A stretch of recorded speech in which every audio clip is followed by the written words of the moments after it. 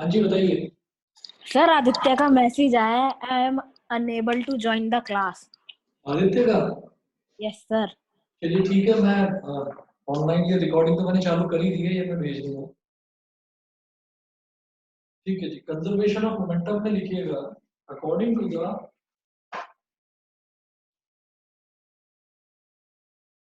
According to the law of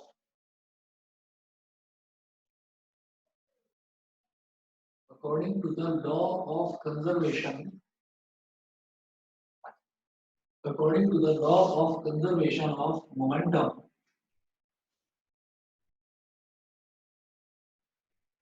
according to the law of conservation of momentum when two or more bodies act upon one another when two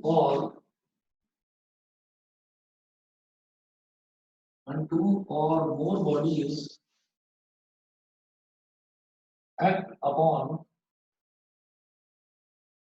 when two or more bodies act upon one another, comma, their total momentum remains constant. Their total momentum remains constant. Stop. Remains constant provided no external forces are acting. Stop. Provided no external forces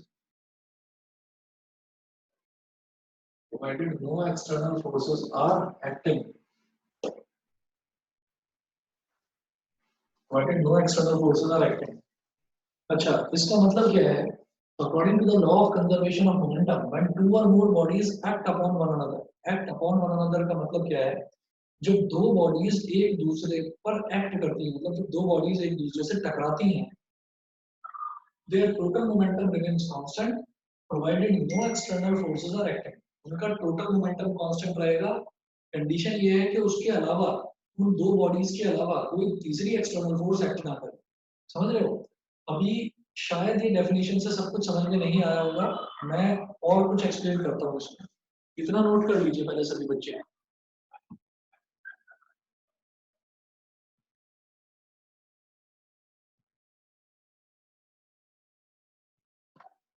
इतना note करते हैं कि बात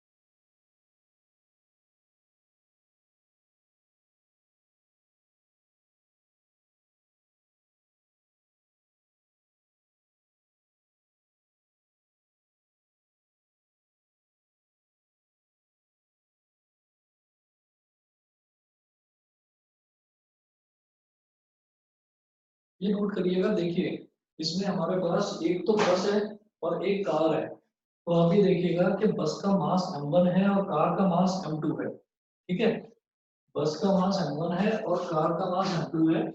अब इसमें हमने ये बोला कि बस जा रही है वेलोसिटी u1, इनिशियल वेलोसिटी बस की है u1 और इनिशियल वेलोसिटी कार की है u2। ठीक, तो टोटल मोमेंटम क्या हो जाएगा बिफोर कोलिजन? कोलिजन का मतलब होता है कि दोनों की टक्कर हो गई। ठीक है, तो अब हम ये कहेंगे कि बस का मोमेंटम हो गया बेटा बस का मास इंटू बस की वेलोसिटी। मास इंटू वेलोसिटी तो होता है मोमेंटम। तो m1 u1 तो हो गया बस का मोमेंटम और कार का मोमेंटम क्या हो गया m2 इंटू u2, कार का मास इंटू कार की वेलोसिटी। तो टोटल मोमेंटम कितना हो जाएगा m1 u1 plus m2 u2। Total momentum कितना हो जाएगा m1 u1 plus m2 u2। इसके बाद हम बात करेंगे कोलिजन की। कोलिजन मतलब टक्कर हो गई। ये बस है, बस ने पीछे से कार को ठोक दिया। ठीक, तो ये जो जिगजैग लाइंस बना रखी हैं, जिगजैग लाइंस का मतलब ये है कि यहाँ पर एक कोलिजन हुआ है, टकराव हुआ है, उसके लिए बनाया है। तो this is during collision. Collision के दौरान मुझे नहीं पता कि अब कार की वेलोसिटी कितनी है, बस की वेलोसिटी कितनी है, क्योंकि दोनों आपस में टकरा चुके हैं। टकराने के बाद फिर क्या होगा? टकराने के बाद ऐसा तो है नहीं कि दोनों के दोनों साथ में चिपक गए। टकराने के बाद फिर दोनों अपार्ट भी होते हैं, अलग अलग भी होते हैं। तो आप ये देखिएगा कि थोड़ा सा डैमेज तो बस का हुआ है, जो जिगजैग लाइंस बनाई है, और ये काफी डैमेज कार का हो गया, पीछे से कार लगभग लगभग टूट गई है। ठीक है, तो हमने ये कहा कि अब टकराने के बाद हमने कहा बस का मास तो वही है m1, और अब जो वेलोसिटी है भाई बस की वेलोसिटी पर कुछ फर्क पड़ा होगा टकराने के बाद। तो बस की वेलोसिटी टकराने के बाद मतलब आफ्टर कोलिजन वो हो जाएगी v1। तो बस का मोमेंटम कितना हो गया m1 v1। कार की वेलोसिटी भी चेंज हुई टकराने के बाद v2। अब जो फाइनल वेलोसिटी कार की हो गई आफ्टर कोलिजन वो हो गई v2। मास तो सेम रहा m2। तो m2 इंटू v2 ये हो गया कार का मोमेंटम। तो टोटल मोमेंटम आफ्टर कोलिजन ये कितना हो जाएगा बेटा m1 v1 plus m2 v2। ये सभी बच्चों को क्लियर है? Yes sir. ये सभी बच्चों को क्लियर है? अब 1 मिनट के लिए डायग्राम मत बनाइए, मेरी बात सुनिएगा। देखिए according to the law of conservation of momentum when two or more bodies act upon one another. Act upon one another का मतलब क्या है? ये दो या दो से ज्यादा बॉडीज आपस में टकरा जाएं एक दूसरे से। एक्ट अपॉन वन अनदर का मतलब ये है। ठीक है, their total momentum remains constant provided no external forces are acting. Bus पे कार की चोट लग रही है और कार पे बस की चोट लग रही है, समझ रहे हो? दोनों आपस में टकरा रहे हैं, तो इसका मतलब दो बॉडीज है वही टकरा रहे हैं, कोई तीसरा नहीं है बीच में, कोई एक्सटर्नल फोर्स नहीं है बीच में। तो लास्ट की लाइन का मतलब ये है provided no external forces are acting. External कोई फोर्स नहीं है, बस ने कार को ठोका या कार ने बस को ठोका, एक ही बात है, नुकसान दोनों का हुआ। मतलब दोनों ही एक दूसरे को टक्कर मार। अब हमने ये कहा there when two or more bodies act upon one another, यानी कि जब दो या दो से ज्यादा बॉडीज आपस में टकराती हैं, their total momentum remains constant. Total momentum remains constant का मतलब क्या है कि जो मोमेंटम बिफोर कोलिजन है ना बेटा वो है m1 u1 plus m2 u2, और टोटल मोमेंटम आफ्टर कोलिजन ये है m1 v1 plus m2 v2। मेरे u और v में अंतर दिखाई दे रहा है जो मैं लिख रहा हूँ? Yes sir. समझ में आ रहा है अंतर? दोनों में u हो गया फाइनल वेलोसिटी के लिए और v हो गया सॉरी u हो गया इनिशियल वेलोसिटी के लिए और v हो गया फाइनल वेलोसिटी के लिए। तो total momentum before collision must be equal to total momentum after collision, क्योंकि हम बोल रहे हैं कि law of conservation of momentum कहता है कि momentum remains constant, momentum change नहीं होता, मोमेंटम कांस्टेंट रहता है। ठीक है, अब बना लीजिए डायग्राम भी और ये डेफिनेशन दोनों नोट कर। अभी मुझे क्या करना है इसमें नेक्स्ट बता देता हूँ। हमने ऐसे ही बोल दिया कि m1 u1 plus m2 u2 is equal to m1 v1 plus m2 v2। Total momentum before collision must be equal to total momentum after collision, ये बोल दिया हमने ऑलरेडी, लेकिन इसका प्रूफ भी आता है एग्जाम में। तो पहले ये कर लीजिए फिर नेक्स्ट मैं इसका प्रूफ कराता हूँ।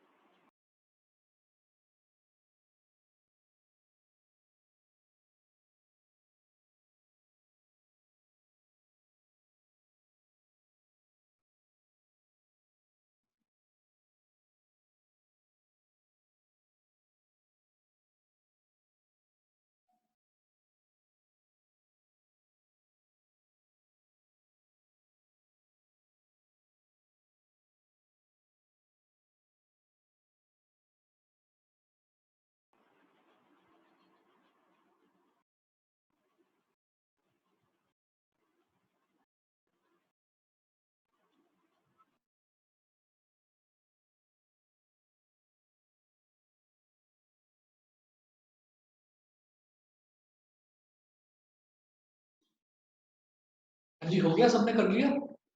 Yes sir. Yes sir. Yes sir. ठीक है, आदित्य आ गए ऑनलाइन?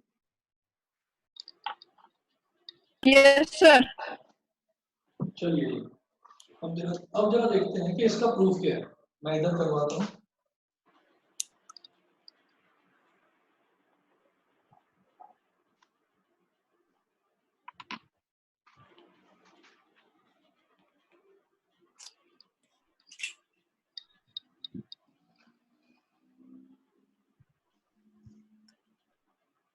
देखिएगा, suppose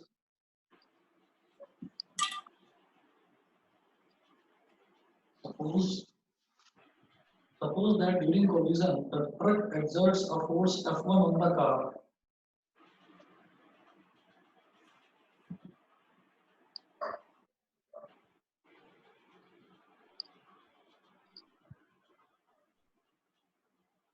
Suppose that during collision the truck exerts a force capital F1 on the car.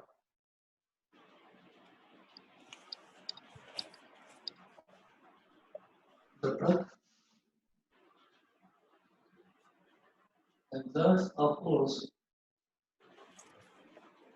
capital F1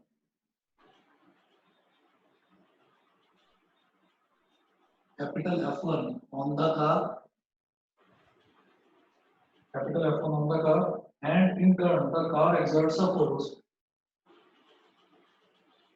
and in turn the car exerts a force capital F2 on the truck. Capital F2 on the truck.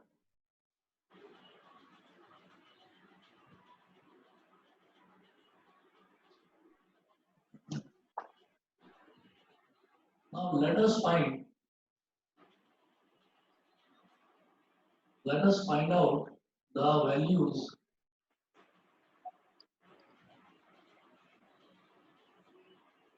of F1 and F2. Let's find out the values of F1 and F2. Full stop. This can be done as follows. This can be done as follows. This can be done as follows. ये हो गया. अब first part है when the force F1, दो parts में करेंगे इसको.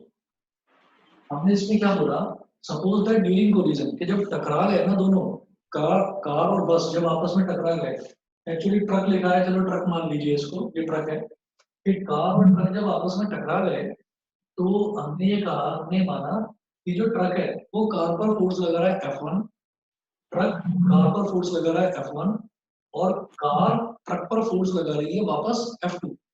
हमने ये बोला था ना कि थर्ड लॉ जो है न्यूटन का, उसमें क्या है कि for to every action there is an equal and opposite reaction. तो इसका मतलब ट्रक कार है तो ट्रक पर फोर्स लगाएंगे.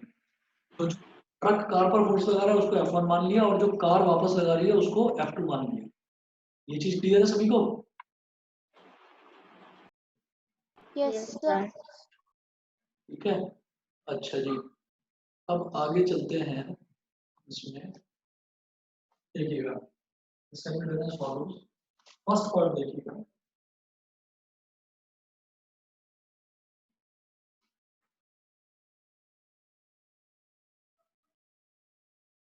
When the truck exerts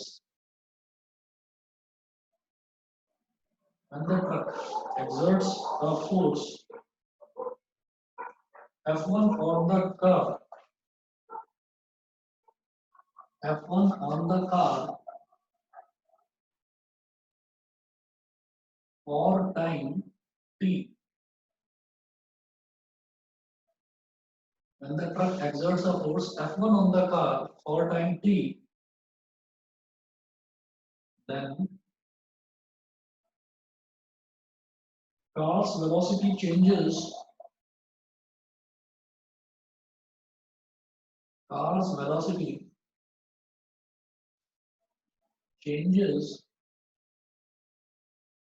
from U2 to V2.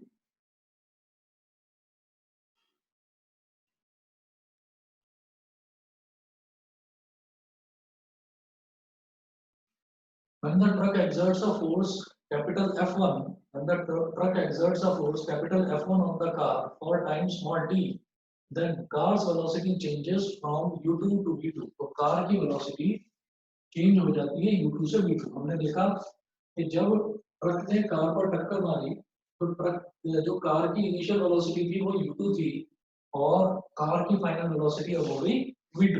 ठीक है, तो अब हम क्या बोलेंगे कि acceleration of the car acceleration of the car acceleration of the car का acceleration को मैं a2 बोल दूंगा. मैं सभी कुछ कार के लिए जो भी चीज है, मैं मास है तो m2 ले रहा हूँ, वेलोसिटी है तो u2 ले रहा हूँ. ठीक है, मास है तो m2, वेलोसिटी है तो v2. तो इसका मतलब acceleration of the car ये क्या हो जाएगा, उसकी वेलोसिटी चेंज हुई ना u2 से v2, तो acceleration होता है change in velocity upon time taken. तो v2 minus u2 upon time taken t. ठीक है, और अब हम ये कहेंगे कि हो गया v2 minus u2 upon t. ये चीज समझ में आ गई, यहाँ तक क्लियर है सभी को? Yes sir. Yes, sir. ठीक है, अच्छा अब हम ये कहेंगे ये कार का एक्सेलरेशन हो गया. कार का मास कितना है? कार का मास m2 और कार पर फोर्स कौन लगा रहा है? ट्रक. कार पर फोर्स लगा रहा है ट्रक. तो हम ये कहेंगे since force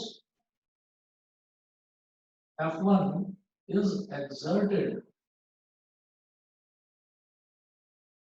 on car by the truck, तो F1 is equal to car का मास कितना है m2 इंटू कार का एक्सेलरेशन कितना है, ये मैंने लिया था a2, m2 इंटू a2. तो F1 is equal to हो जाएगा बेटा m2 multiplied by v2 minus u2, m2 multiplied by v2 minus u2 upon t. v2 minus u2 upon t. Sir हाँ जी बताइए. सर मैं ये बोल रहा था, कल हमने तो वो पूरा ही नहीं किए थे, क्या कहते हैं वो थर्ड लॉ वाले एग्जांपल सारे. ठीक है ना, 2-3 करके सफिशिएंट है. ठीक है सर. हाँ वो आप समझ ही जाओगे, अपने आप कर सकते हैं. बताइए F1 is equal to m2 into v2 minus u2 upon t. ये समझ में आ गया सभी को? नहीं सर, एक बार वापस समझा दो. ठीक है, दोबारा बता देता हूँ. हम ये कह रहे हैं कि जब भी हम बात करते हैं फोर्स की, तो फोर्स होता है मास इनटू एक्सेलरेशन. अब सबसे पहले हमने ये देखा कि भाई इसमें ये जो टकराव हो रहा है, ये जो कोलिजन है, इस कोलिजन में फोर्सेस कितनी है. तो हमने ये कहा कि इसमें जो फोर्सेस हैं वो फोर्सेस हैं दो. एक फोर्स है F1 और दूसरी फोर्स है F2. दो फोर्सेस आ रही हैं. तो फोर्स F1 वो वाली फोर्स है जो ट्रक लगा रहा है. फोर्स F1 वो वाली फोर्स है जो ट्रक लगा रहा है कार पर. ठीक है, वो तो फोर्स F1 है. तो हमने बोला कि ट्रक कार पर फोर्स लगा रहा है F1. तो अब सवाल ये उठता है कि कार का मास था m2, तो कार की वेलोसिटी चेंज हो गई, पहले u2 थी, फिर वेलोसिटी हो गई इसकी v2. तो चेंज इन वेलोसिटी क्या होगा, v2 minus u2 upon time taken. हमने माना कि टक्कर कितनी देर के लिए हुई, टाइम t के लिए टक्कर हो गई. टाइम हमने t मान लिया, हम फॉर्मूला डिराइव कर रहे हैं ना, तो टाइम को हमने t मान लिया. तो ये हो गया change acceleration of the car. क्या हो गया, v2 minus u2 upon t. Acceleration होता है change in velocity upon time taken. Change in velocity upon time taken. बताइए इधर क्लियर है ये? Yes, sir. ठीक है, आदित्य क्लियर है? Yes, sir. ठीक है, चलिए अब इसके बाद देखिएगा कि ये हो गया एक्सेलरेशन ऑफ द कार और कार का मास कितना है m2। तो मास इनटू एक्सेलरेशन क्या होता है फोर्स, और ये फोर्स लगा कौन रहा है, ये फोर्स लगा रहा है ट्रक। तो ट्रक की फोर्स है F1, तो F1 is equal to m2 into a2 हो गया। ये बताइए ये समझ में आ गया? Yes, sir. Yes, sir. दिमाग में ये तो नहीं है कि F2 is equal to m2 into a2, ये नहीं हो सकता, क्योंकि ट्रक जो है उसकी फोर्स को मैंने F1 माना है, ट्रक कार पर फोर्स लगा रहा है, तो कार के एक्सेलरेशन में चेंज हो रहा है बिकॉज ऑफ वेलोसिटी, क्योंकि उसकी वेलोसिटी चेंज हो रही है। ठीक, तो F1 is equal to m2 into a2, a2 क्या है v2 minus u2 upon t। ये क्लियर हो गया? Yes, sir. Yes, sir. ठीक है, इसको बोल दीजिए आप इक्वेशन नंबर 1। इक्वेशन नंबर 1 ये बोल दीजिए, और ये अगर नोट कर लिया हो, पहले ये नोट करो, फिर ये मिटाऊंगा, फिर यहीं पर करूंगा दूसरा वाला सेकंड पार्ट। नोट कर लीजिए पहले ये।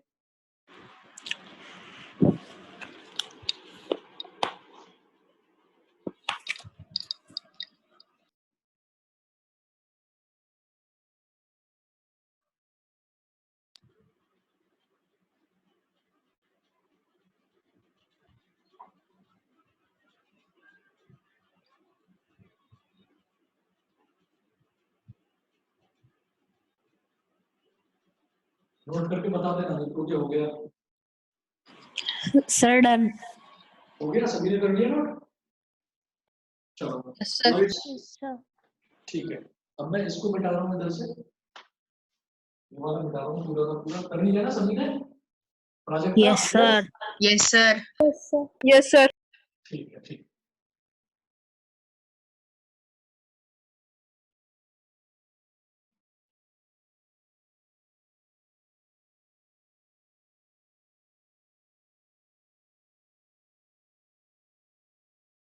अब लिखेंगे सेकंड पार्ट। तो फर्स्ट पार्ट मैंने किसके लिए लिखा था कि ट्रक ने जो फोर्स लगाई कार पर, उसके लिए। अब लिखेंगे कार को जो फोर्स लगाई, तो लिखिएगा व्हेन, सेकंड पार्ट में लिखिएगा when the force F2 of the car reacts on the truck, when the force F2 of the car reacts on the, sir ये सेकंड पार्ट है। हाँ जी second part.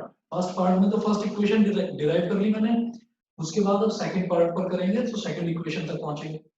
When the force F2 of the car reacts on the truck for time t,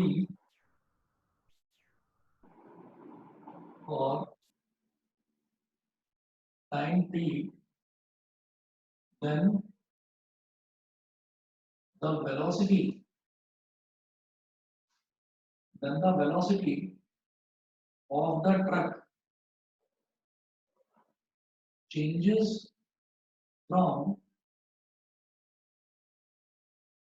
of the truck changes from u1 to v1। Velocity truck की change हो जाएगी u1 से v1, ऐसा ही तो है। हमने ये कहा कि फोर्स F1 तो ट्रक लगा रहा है कार पर, लेकिन कार भी तो इक्वल रिएक्शन लगाएगी ट्रक पर, तो कार का जो रिएक्शन फोर्स जो है उसको मैंने F2 माना है, तो वो उस पर F2 फोर्स लगाएगी। तो हमने ये कहा कि ट्रक की इनिशियल वेलोसिटी v1 थी, अब फाइनल वेलोसिटी हो गई v1। तो एक्सेलरेशन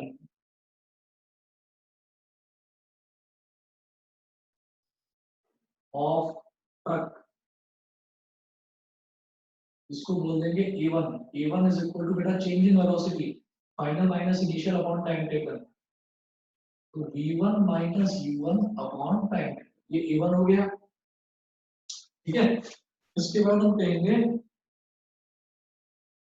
कि since car exerts force F2 on the truck, since car exerts force F2 on the truck, therefore F2 is equal to m1 into a1। समझ रहे हैं? तो m1 multiplied by v1 minus u1 upon t। ये हो गई equation number 2। बताइए, जैसे हमने f1 निकाला था वो आया था m2 into v2 minus u2 upon t। इसी तरह से f2 आएगा m1 into v1 minus u1 upon t। Note करिए।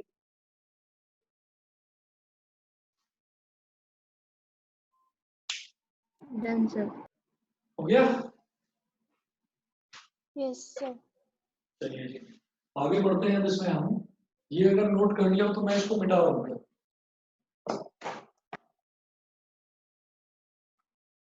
मैं इसको मिटा दूं, पूरे को रब कर दूं? बताइए। No sir. यस। करो फटाफट करो।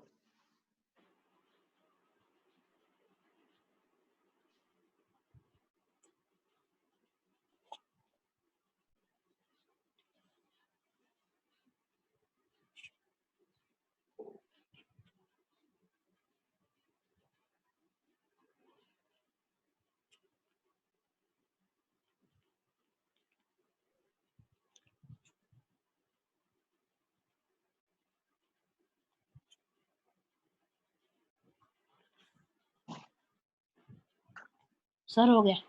हो गया? सभी बच्चों का हो गया? Yes, sir. ठीक है। मैं Yes, sir. मैं ये मिटा रहा हूँ।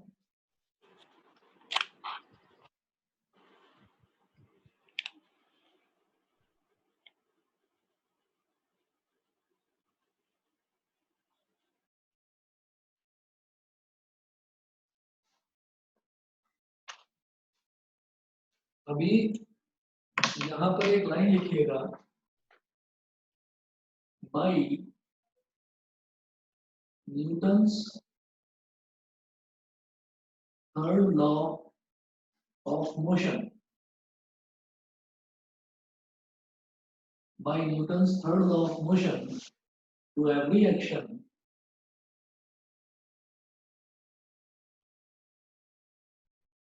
there is an equal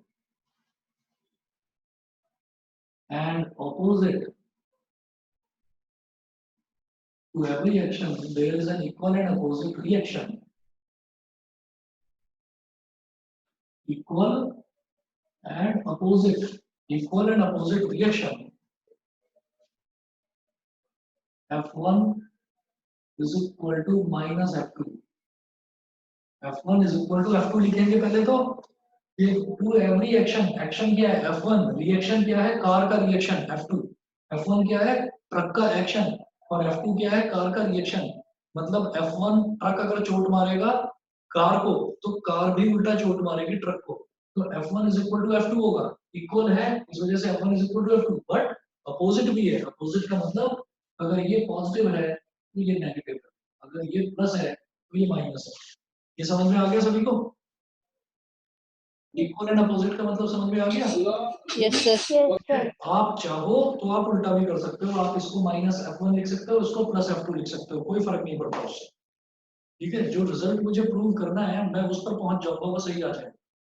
देखिए F1 मैंने क्या कैलकुलेट करा था, F1 की वैल्यू थी M2 into V2 minus U2 upon T, और ये माइनस साइन है बाहर, और F2 की वैल्यू क्या थी M1 into V1 minus U1 upon T।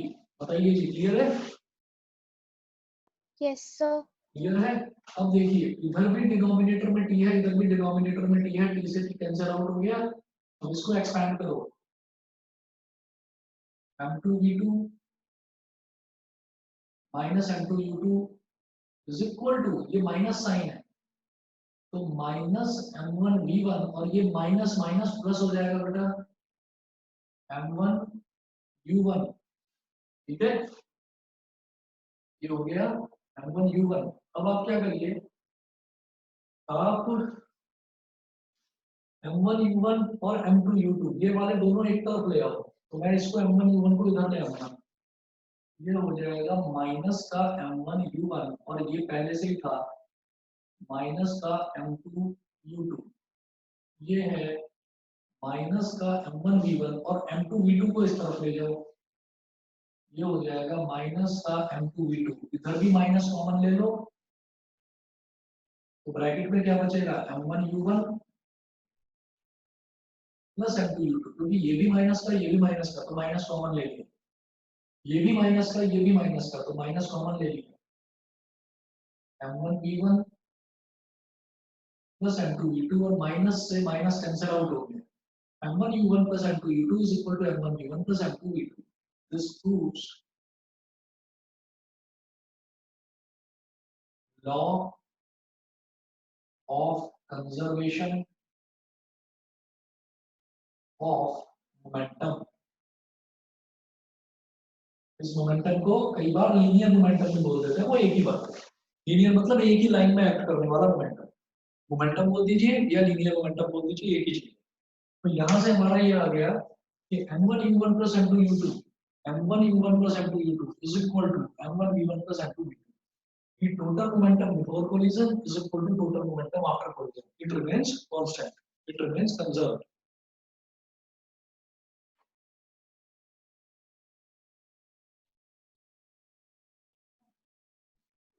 Sir हाँ जी, सर फ्राइडे को हमारा मैथ्स का टेस्ट है, ठीक है, क्या आ रहा है उसमें?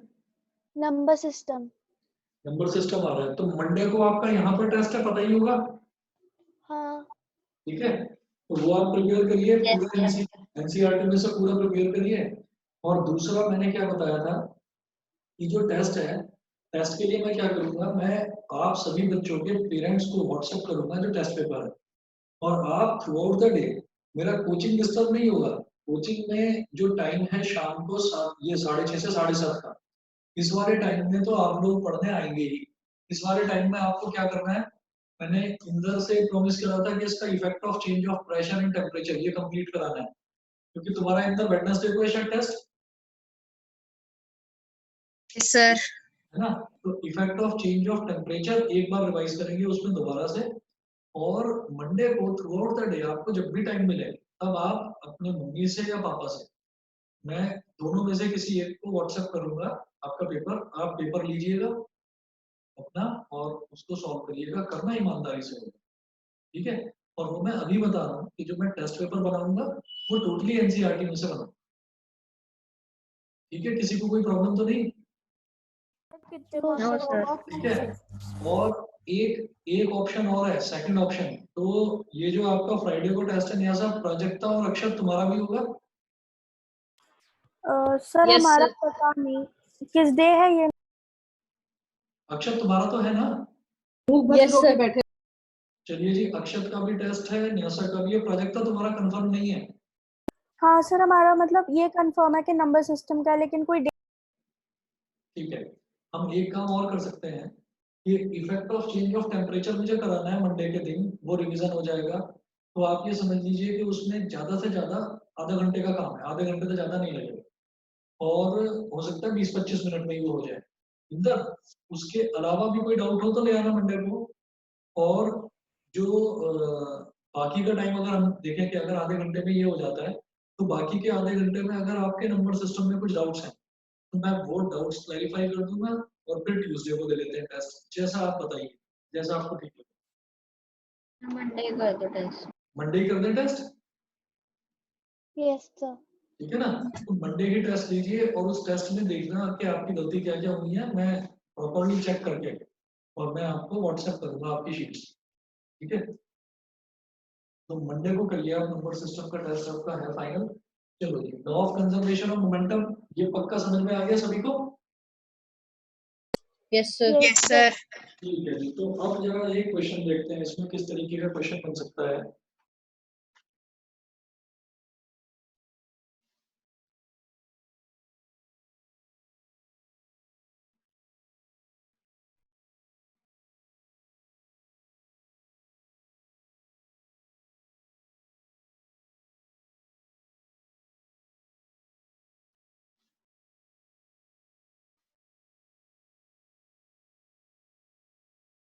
क्वेश्चन 1 है, a bullet of mass 10 gram is fired from a gun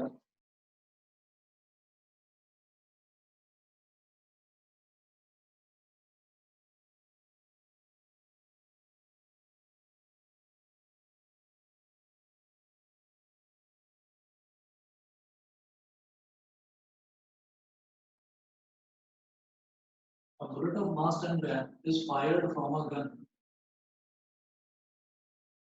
Is fired from a gun of mass 6 kilogram. Fired from a gun of mass 6 kilogram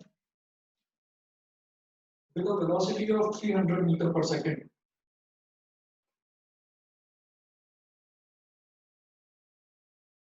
With a velocity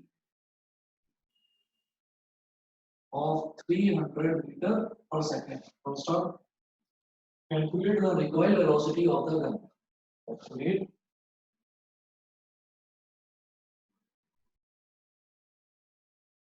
the recoil. Calculate the recoil velocity of the gun. ठीक है? Question समझ में आ गया? A bullet of mass 10 gram is fired from a gun of mass 6 kilogram with a velocity of 300 meter per second. Calculate the recoil velocity of the gun. अच्छा, अब हम क्या करेंगे?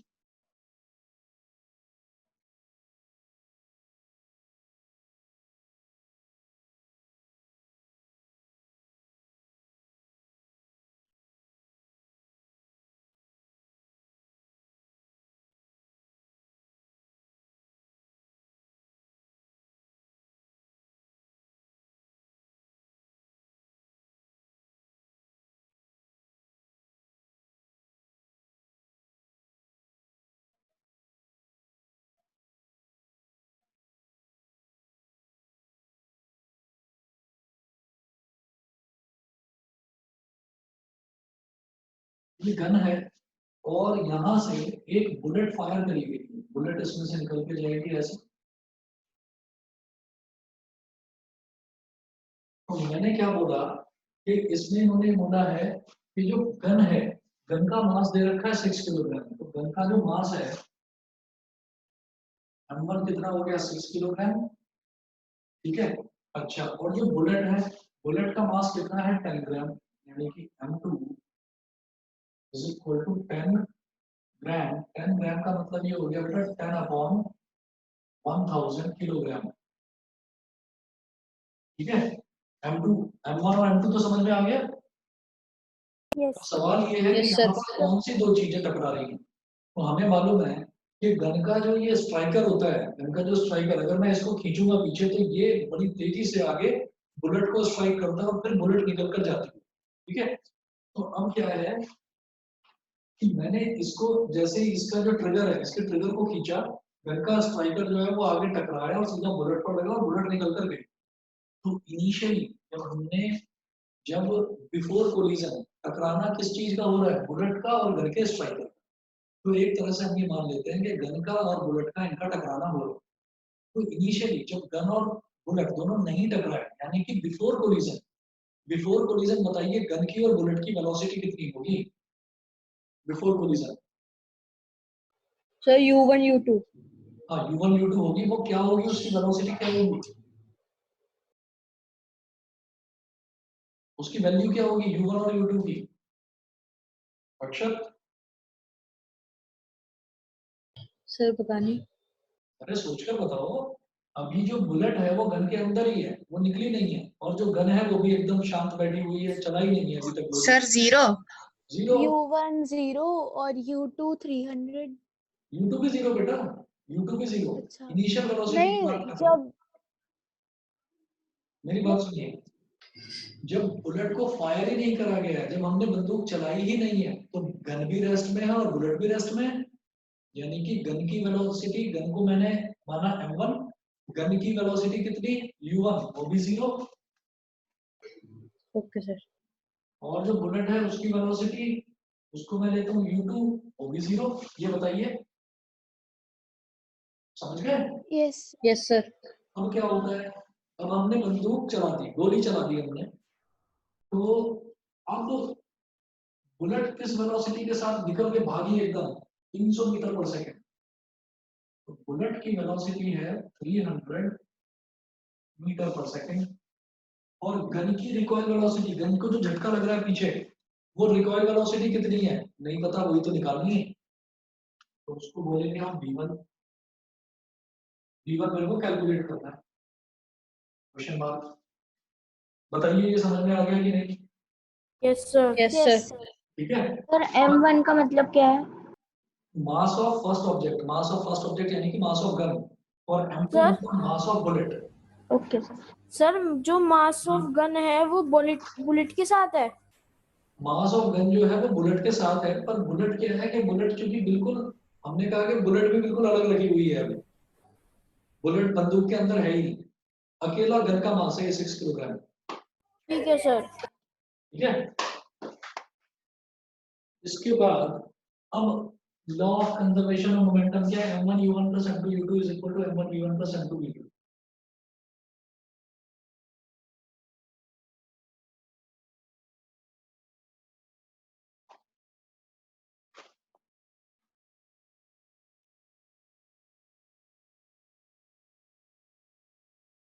by law of conservation of momentum,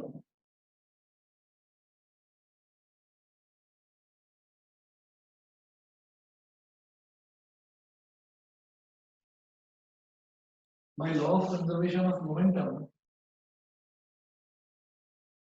m1 u1 plus m2 u2 is equal to m1 v1 plus m2 v2। m1 u1 क्या है? 6 into 0 plus m2 u2 क्या है? 10 upon 1000 यानी कि 1 upon 100, 1 upon 100 into 0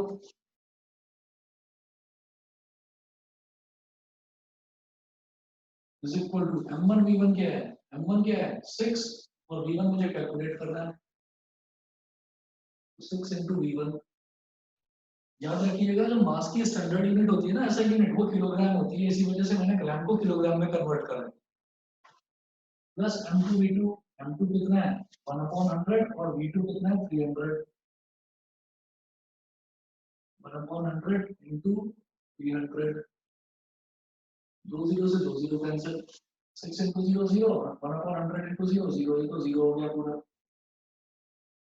6v1 plus 3, 6v1 plus 3 is equal to 0, 6v1 is equal to Minus 3. v1 is equal to minus 3 upon 6, 3 1 2 to minus 0.5 metre per second.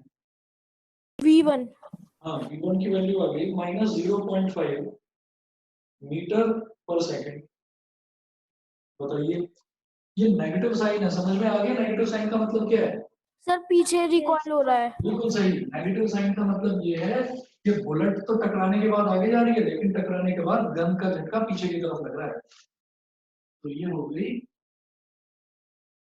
Recoil velocity of gun. Recoil velocity of gun is 0.5 metre per second. Clear? Yes, sir. Sir ठीक है जी। बस जी, अब बाकी परसों मिलते हैं, और परसों आपका टेस्ट होगा, और मैं मॉर्निंग में ही 10-11 बजे तक मैं टेस्ट पेपर आपके पेरेंट्स को भेज दूंगा, तो आपको थ्रू आउट द डे जब टाइम मिले आप टेस्ट पेपर सॉल्व करके मुझे भेज दें। ठीक है? सर ट्यूशन से पहले देना है? क्या बेटा? ट्यूशन टाइम से पहले देना है? वो आपकी मर्जी है, आप रात के 12 बजे तक भी भेजोगे, कोई प्रॉब्लम नहीं है।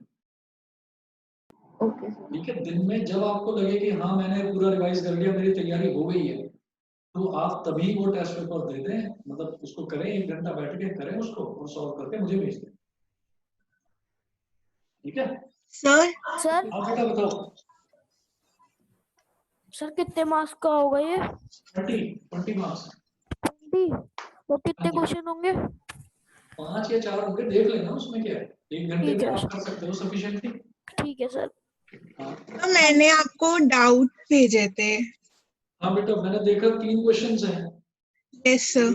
हाँ, कल करा दो मॉर्निंग में। हाँ सर, कल मॉर्निंग में करवा देना। ठीक है ना, कल मॉर्निंग में मेरे को याद दिला देना, लगभग 10:30 11 10:30 बजे कॉल कर लेना एक बार, ओके सर। 10:30 पर, तभी करा दूंगा, 10-15 मिनट लगेगा बस। Okay sir. ठीक है, चलिए, okay. Thank you sir.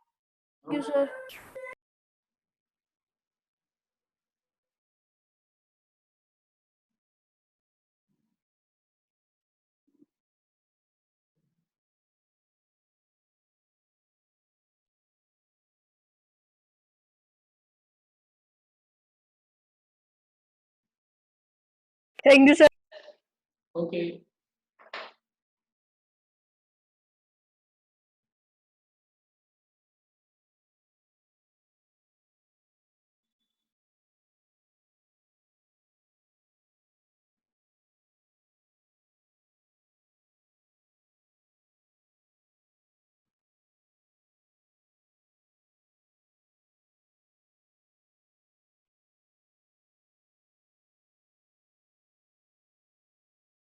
Okay.